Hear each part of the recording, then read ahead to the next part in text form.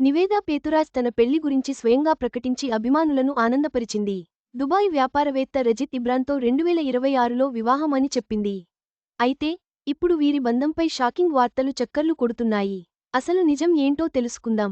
Mental మదిలో అనే సినిమాతో తెలుగునాట అడుగుపెట్టింది నివేతా పేతురాజ్. ఆ తరువాత చిత్రలహరి, పాగల్, ధమ్కీ, అలా వైకుంఠపురంలో, రెడ్ సినిమాల్లో నటించింది.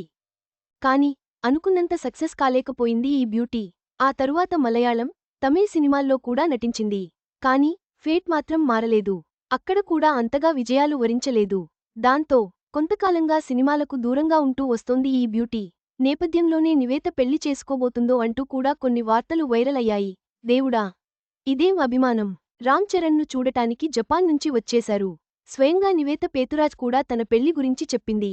ఆగస్టు నెలలో తన ప్రియుడిని పరిచయం చేస్తూ సోషల్ మీడియాలో పోస్ట్ పెట్టింది.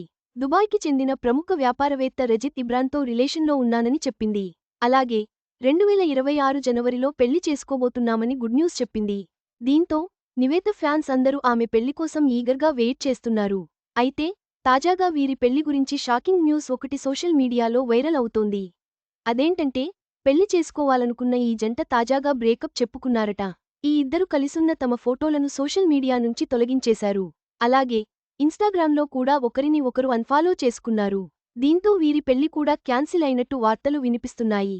దీనిపై నివేదా పేతురాజ్ నుంచి ఇంకా క్లారిటీ రాలేదు. మరి స్పందిస్తారా లేక నెటిజన్స్ అనుకుంటుంది నిజం చేస్తారా అనేది చూడాలి. నివేదా పేతురాజ్, రజిత్ ఇబ్రాన్ బ్రేకప్ వార్తలు సోషల్ మీడియాలో ప్రకంపనలు సృష్టిస్తున్నాయి. ఫోటోలు తొలగించడం, అన్ఫాలో చేసుకోవడం ఈ వార్తలకు బలం చేకూర్చుతున్నాయి. అయితే దీనిపై నివేదా నుంచి అధికారిక ప్రకటన వెలువడాల్సి ఉంది. ఆమె స్పందన కోసం అభిమానులు ఎదురుచూస్తున్నారు.